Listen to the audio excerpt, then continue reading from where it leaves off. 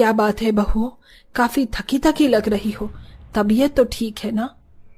तबीयत तो ठीक है माँ जी, लेकिन आजकल घर के काम इतने ज्यादा बढ़ गए हैं कि थोड़ी देर भी आराम करने का मौका नहीं मिलता। कहने को तो हमारा एक कमरे का ससुराल है, लेकिन इसके काम इतने ज्यादा है ना कि करते करते रात हो जाए लेकिन काम खत्म नहीं होगा।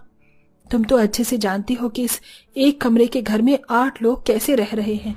कल को जब पूरब, सुनील और सुरेश की पत्नी आएंगी तो हमें और ज्यादा परेशानी होगी। माँ जी आप उसकी फिक्र मत करिए, जैसे आज तक हम दोनों एडजस्ट करती आई हैं वैसे ही वो तीनों भी कर लेंगी। अब तो बस आप जल्दी से हमारे तीनों देवर के लिए अच्छी लड़कियां ढूंढें। अपनी दोनों बड़ी बहू महिमा और अक्षरा के कहने पर भार्गवी अपने तीनों छोटों बेटों के लिए रिश्ता देखना शुरू करती है। कुछ दिनों में भार्गवी को अपने तीनों बेटों के लिए अकीरा, तारा और निया नाम की 3 लड़कियां पसंद आ जाती हैं। ये तीनों ही अच्छे खासे अमीर परिवार से होती हैं। कुछ दिनों में ही इन सब की शादी हो जाती है। ऐसे ही शादी का दिन गुजर जाता है और आज तीनों अमीर बहुओं का उनके ससुराल में पहला दिन होता है। अक्षरा, महिमा, तुम दोनों इस तरह घर के बाहर क्यों खड़ी हो? और ये अकीरा, निया और तारा बहू कहाँ है? अंदर है माँ जी। हम दोनों जैसे ही बाहर आंगन में काम करने आए तो उन तीनों से दरवाजा बंद कर लिया। क्या? लेकिन क्यों निया, तारा? दरवाजा खोलो, हम सब कब से बाहर खड़े हुए हैं। भार्गवी के बार बार दरवाजा खटखटाने पर अंदर तैयार हो रही तीनों अमीर बहुएं गुस्से में दरवाजा खोलती हैं।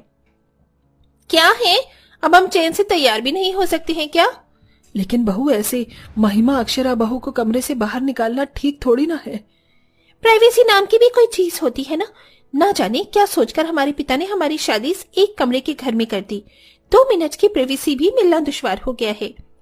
तीनों अमीर बहू का ऐसा जवाब सुन भार्गवी को बुरा लगता है, लेकिन वो अपनी बहू से कुछ नहीं कहती।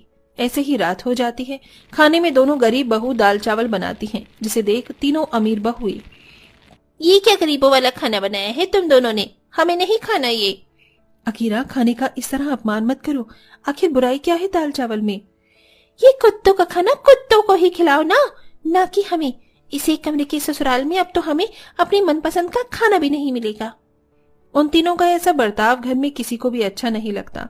शादी के बाद तीनों अमीर बहुएं सिर्फ आराम करती रहीं। गरीब बहुएं अभी भी अकेले ही घर की जिम्मेदारी संभालती हैं। ऐसे ही समय गुजरता रहता है और रक्षाबंधन आने वाला होता है, जिसके चलते भार्गवी अपनी 5 बहुओं के लिए एक साड़ी लेकर आती है। माँ जी, ये साड़ियां तो बहुत सुंदर हैं, हम रक्षाबंधन के दिन यही साड़ियां पहनेंगी।